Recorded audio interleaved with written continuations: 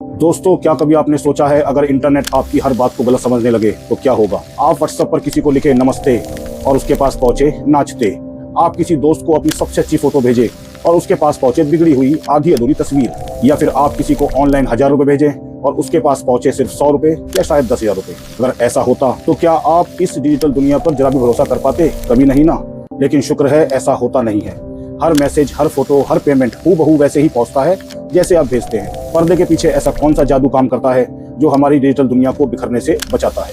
इस रहस्य को जानने के लिए हमें समय में थोड़ा पीछे जाना होगा, करीब 85 साल पहले, यानी 1940 के दशक में। कल्पना कीजिए, बेल लैब्स की एक प्रयोगशाला में एक नौजवान वैज्ञानिक काम कर रहा है। उसके सामने एक विशाल कमरे जितना बड़ा कंप्यूटर है। वो वैज्ञानिक हफ्ते में 5 दिन उस मशीन पर कोड डालता, सब कुछ ठीक चलता।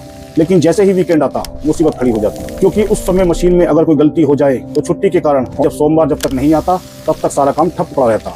उसे फिर से शून्य से शुरुआत करनी पड़ती। इस बात से उस वैज्ञानिक को बहुत गुस्सा आता। वो सोचता, ये मशीनें इतनी बेवकूफ क्यों है? जब हम इंसान अपनी गलती को पकड़ सकते हैं तो ये कंप्यूटर क्यों नहीं पकड़ सकता?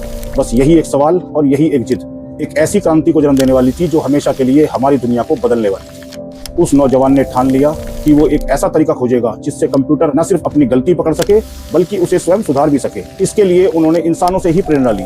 सोचिए, अगर मैं आपको एक नंबर बताना चाहूँ, मान लीजिए 7, पर मुझे डर है आप शोर में गलत सुन सकते हैं, तो मैं आपको एक अतिरिक्त जानकारी दूंगा। जैसे नंबर है 7 जो 6 के बाद और 8 से पहले आता है। अब अगर आपने गलती से 7 की जगह 60 भी सुन लिया तो आप मेरी दी हुई अतिरिक्त जानकारी से अपनी गलती सुधार लेंगे और समझ जाएंगे कि सही नंबर 7 है। बस यही वो रहस्य था। उस वैज्ञानिक ने डेटा के साथ ऐसे ही कुछ अदृश्य पहरेदार भेजने का तरीका बनाया।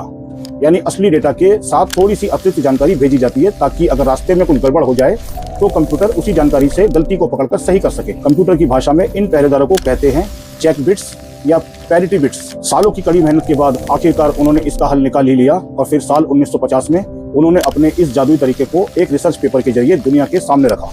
जानते हैं वो महान प्रोफेसर, मैथमेटिशियन, वैज्ञानिक कौन थे?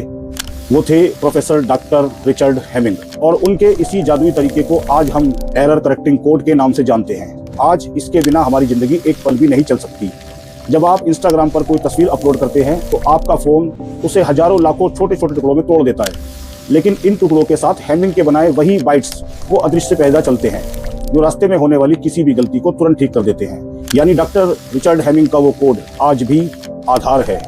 तो अगली बार आप कोई QR कोड स्कैन करें या हजारों किलोमीटर दूर बैठा आपका दोस्त आपकी भेजी हुई फोटो को तुरंत डाउनलोड कर ले, तो याद रखिए यह कोई मामूली बात नहीं। ये डॉक्टर रिचर्ड हेमिंग के उस गुस्से और उनकी जिद का नतीजा है जिसने हमारी डिजिटल दुनिया को एक ऐसा सुरक्षा कवच पहना दिया जो अदृश्य है और अटूट है।